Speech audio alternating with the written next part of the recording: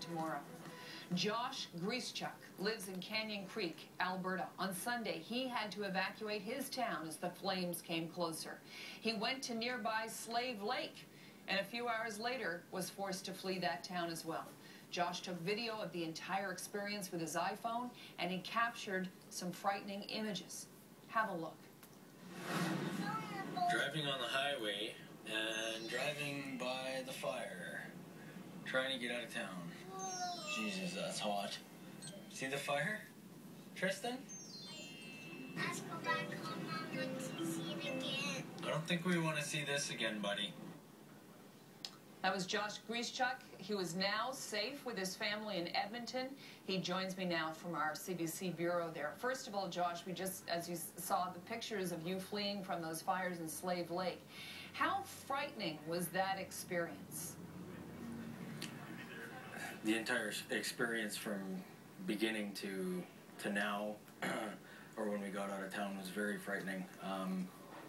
Probably the most scared I've ever been in my life, and a different scared. I've been on roller coasters, I've been in, situations where you feel frightened, but nothing like this. What frightened you the most? I think just not knowing what was going to happen next. The fact that I had my kids with me, just making sure that I got them out safely and that I got out safely. And I think just seeing what was going on around you in the town, knowing what other people were going through, I think it was just a combination of everything was very frightening for me and for everybody involved. I noticed you when you were talking to your son, you're like, hey buddy, we don't want to see this again, but were you trying to keep him calm, wondering if you were going to be able to get out of there? Yeah, you know what, to be honest, I think he was probably keeping me calm. He didn't really understand the entire situation.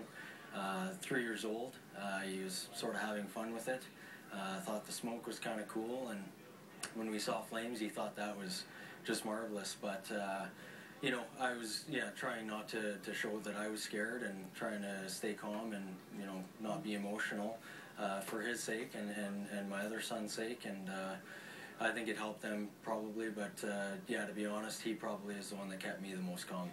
Where are you staying now? We're staying with family in Sherwood Park, Alberta, which is just outside of Edmonton. Okay. Arrived here Sunday night. Do you know what's happened to your home or your place of work?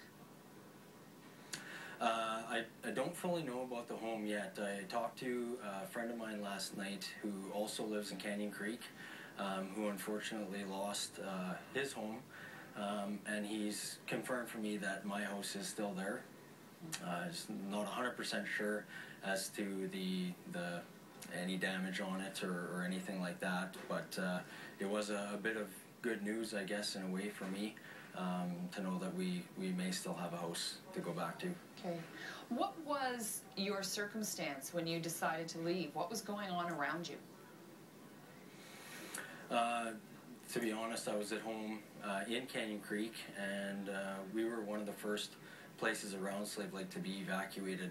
I was just doing some work around the house and got a call from a friend who said that Widewater, which is located directly between Canyon Creek and Slave Lake, she told me that they were being evacuated from Widewater and that we would probably be next. And so I started to get a few things ready, and it was shortly after, maybe half an hour after that, 45 minutes after that, that the RCMP showed up and basically tagged my house and told me to be as quick as I could and to try to get out safely.